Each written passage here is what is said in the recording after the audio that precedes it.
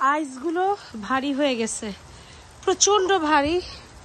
আমি last 1 hour ধরে এই আইস ক্লিন করলাম, বিকজ আমি যদি এখন ক্লিন না করি আজকে ছেলেদের জান বের হয়ে যাবে, এত ভারী।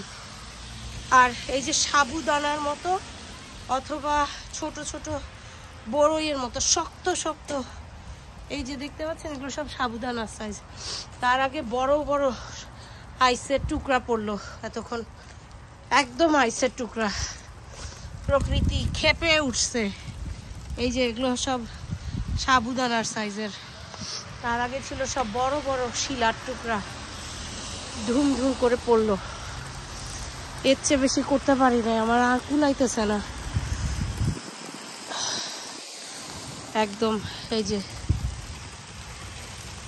টপাটপ আইস পড়তেছে, আল্লাহ জানে আজকে ওয়েদার কোথায় গিয়ে ঠেকবে।